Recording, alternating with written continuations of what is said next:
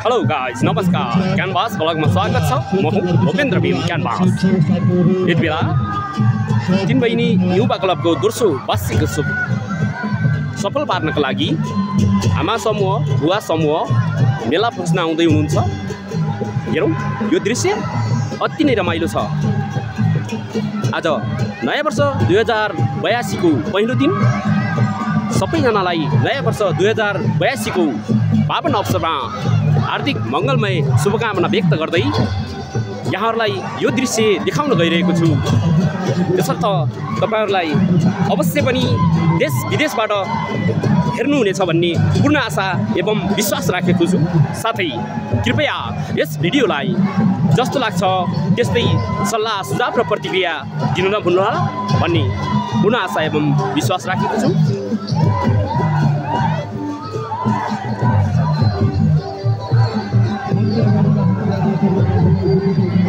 विगतका केही दिनहरूमा सामान्यतया मेला लाग्दै आए पनि गत सालदेखि तीन बहिनी युवा क्लब दर्ता गरी यस वर्ष दोस्रो वार्षिक उत्सव मनाउन गइरहेको यस क्लबले एउटा ऐतिहासिक रूपमा मेला लगाउने प्रतिबद्धता सहित यो दोस्रो वार्षिक उत्सव मनाउन गइरहेको कृपया भिडियोलाई अन्त्यसम्म हेरिदिनुहोला।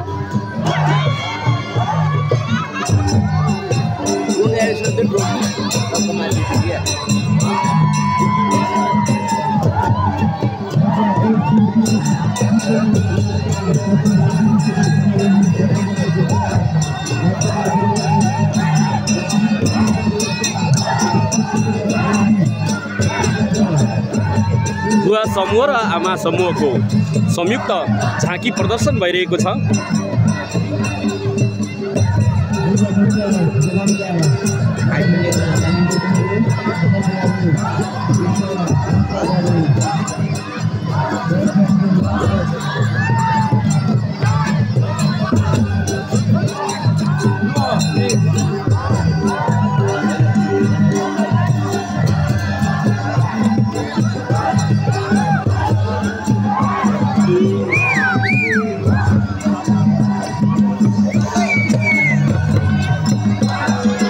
नयाँ वर्ष 2082 लाई लक्षित गर्दै आज वैशाख 1 गते नयाँ वर्ष 2082 को पावन अवसरमा सबैजनालाई देश विदेशमा रहनुभएका तमाम नेपाली दाजुभाइ तथा दिदीबहिनीहरूमा हार्दिक मङ्गलमय शुभकामना व्यक्त गर्दै आज पहिलो दिन बुवा समूह र आमा समूह संयुक्त झाँकी लिएर प्राङ्गणमा उपस्थित भइसक्नु भएको छ। कृपया भिडियोलाई अन्त्यसम्म हेरेर साथ दिनुहोला भन्ने पूर्ण आशा एवं विश्वास राखेको छु। साथै यो भिडियो कस्तो लाग्छ, जस्तो लाग्छ त्यस्तै सल्लाह सुझाव र प्रतिक्रिया दिन नभुल्नुहोला। धन्यवाद।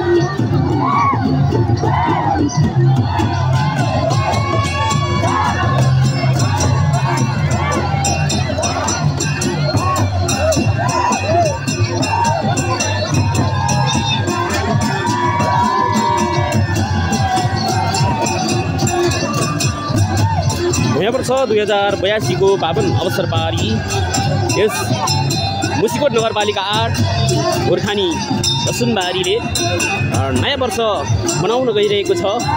तीन बहिनी युवा समूह लाई दर्ता गरी तीन बहिनी युवा क्लब नामाकरण गरेर गत वर्षदेखि यस मेला लाग्दै आएको र यसर्थमा हामी आज दोस्रो वार्षिक उत्सव मनाउन गइरहेका छौँ। दोस्रो वार्षिक उत्सवको भिडियो मैले यहाँहरूलाई कैद गरिरहेको छु। यो आमा समूह र बुवा समूहको संयुक्त झाँकी प्रदर्शन भइरहेको छ। यति बेला कृपया भिडियोलाई अन्त्यसम्म हेरेर साथ दिनुहोला।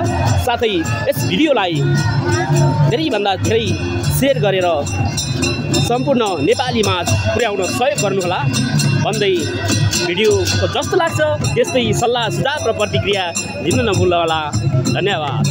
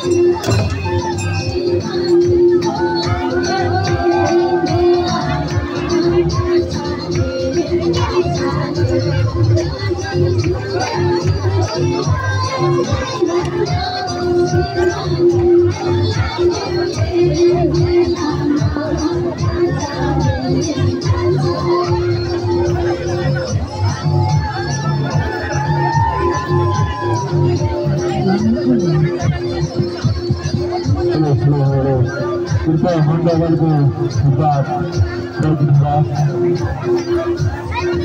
छोटो छात्र आयोजकको संस्थागत छात्रको पञ्चा हन्डावालको बात गरिदिनुहोस्। किन चलाइदियो है?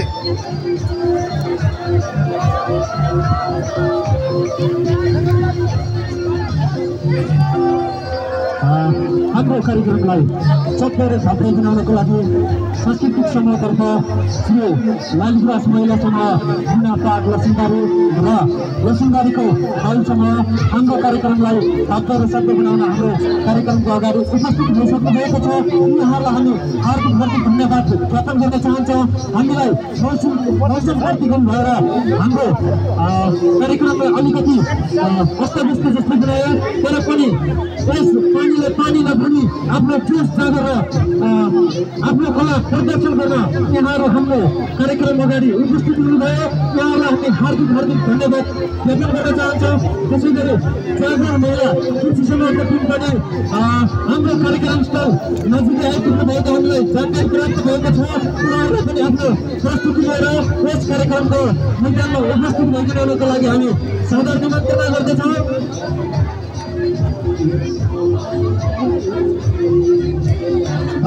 त्यसै गरी हाम्रो हुनुहुन्छ स्वास्थ्य आमा समूह सुनपाट घरखरीको टिम हाम्रो कार्यक्रमलाई भव्य र सफल बनाउन उहाँहरूले विभिन्न तह र तन्त्रबाट सहयोग गर्नुभएको छ।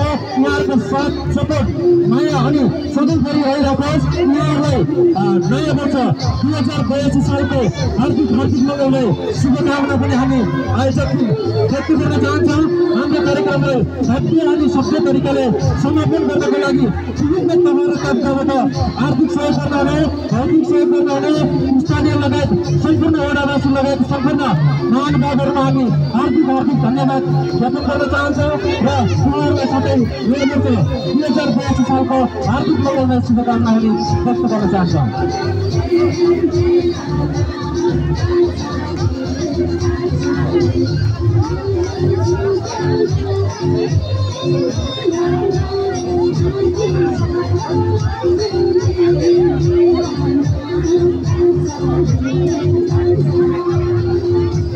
हाम्रो कार्यक्रमको नजिकै जागरण महिला कृषिसँग कविदासको टिम पनि उपस्थित भइसक्नु भएको छ। उनीहरूले पानीलाई पानी नभनी मौसम प्रतिकूल हुँदा हुँदै पनि हाम्रो कार्यक्रमलाई भव्य र सभ्य रूपले सफल बनाउनुपर्छ भनी यस कार्यक्रममा उपस्थिति जनाइदिनु भयो। उहाँहरूलाई हामी हार्दिक हार्दिक धन्यवाद ज्ञापन गर्न चाहन्छौँ।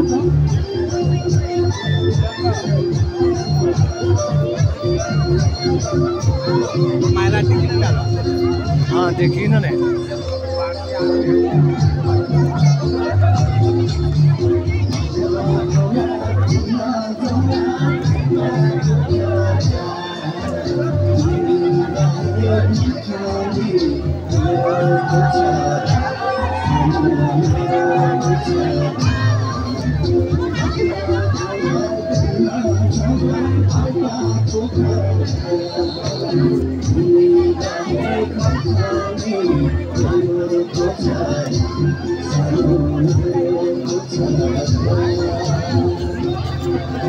Surya banget ya.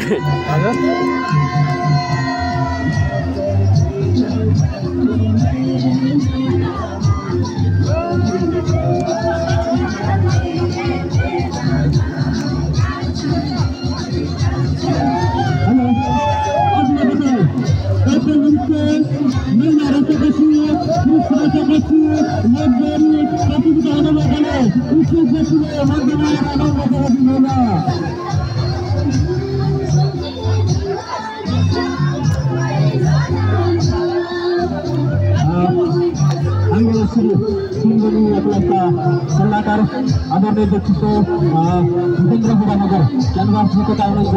कृपया उहाँकोमा सम्पर्क राखिदिनुहोला। हामी अब लगत्तै एकल नृत्य प्रतियोगिता सञ्चालन गर्नेछौँ।